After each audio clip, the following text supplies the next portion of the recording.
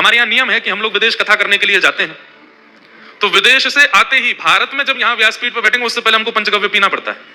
क्यों? क्योंकि विदेश, वहां पर सामग्रियां शुद्ध नहीं है, पवित्र नहीं है, देसी गौ माता वहां पर नहीं है, उसका गौ गोबर घी नहीं है, और हम लोग कितने दिन वहां रह करके प्रवचन आदि करके आए हैं। तो भारत आते ही पहला तो पंचगव्य सेवन, दूसरा जनेऊ परिवर्तन, ये दो काम करने पड़ते हैं। पर हम लोग कहते हैं कि विदेशों में गौ हत्या होती है, अब तो भारत में भी होने लगी, अब क्या करें? मतलब कितना भी बड़ा अपराधी व्यक्ति क्यों ना हो, उसको पूजा में बैठने का अधिकार तब तक नहीं है जब तक पंचगव्य का सेवन ना कर ले। इसलिए पंचगव्य सेवन हमारे शास्त्रों में प्रधान रूप से बताया गया, जिसमें गौमूत्र, गौ गोबर, दूध, घी और दही, इनका मिश्रण किया जाता है, 5 रत्न गैया के, और उसका सेवन किया जाता है। थोड़ा सा दोने में लेकर के उसका सेवन करते हैं। उसके बाद आप इतने पवित्र हैं कि आपको ठाकुर जी भी स्पर्श कर सकते। अभी बद्रीनाथ में कथा हो रही थी, तो वहां एक संत हमको मिले, वो वहीं रह करके भजन करते हैं।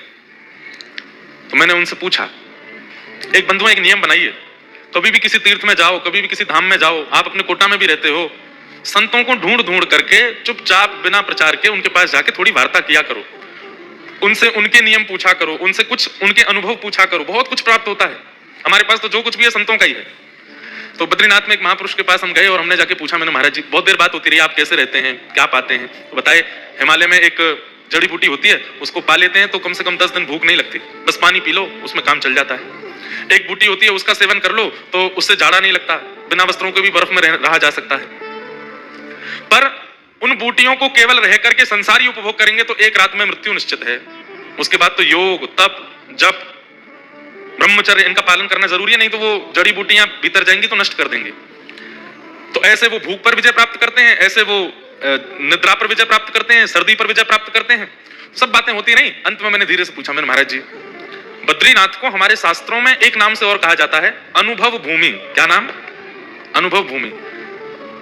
अगर ठाकुर जी का, देवताओं का, गंधर्वों का अनुभव किसी व्यक्ति को बिना जप, नियम, तप, अनुष्ठान के अगर कहीं होगा तो बद्रीनाथ में हो जाएगा।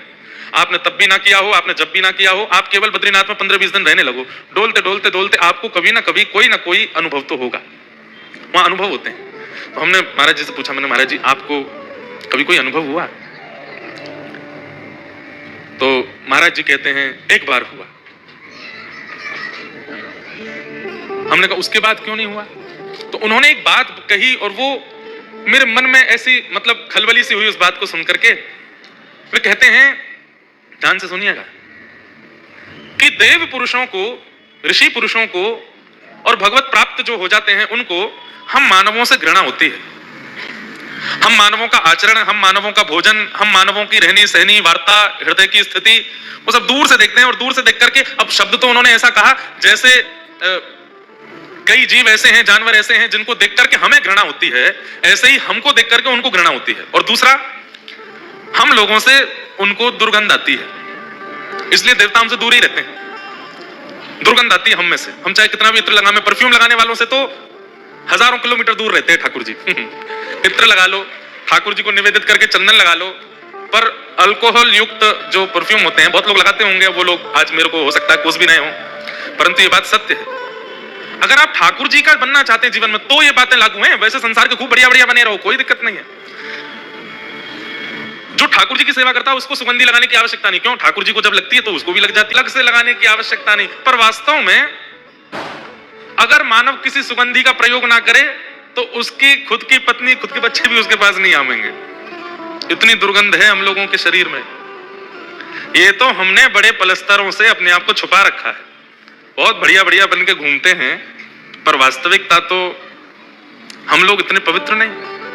तो देवताओं को मानवों से दुर्गंध आती है, इसलिए वो दूर रहते हैं, स्पर्श नहीं करते। और कहीं मानवों का बहुत झुंड पहुंच जाता है ना, देवता वहां से फिर प्रस्थान कर जाते हैं, बोले कि ओहो अब ये रहने लायक नहीं बची ये जगह।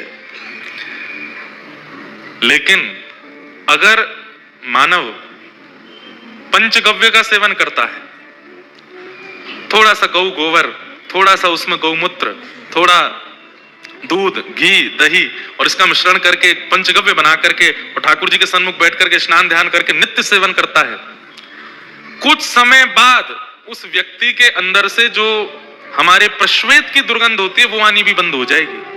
ये सामर्थ्य केवल और केवल भारतीय वेद लक्षणा गौ माता के गोबर और गौमूत्र और पंचगव्य के सेवन से संभव है।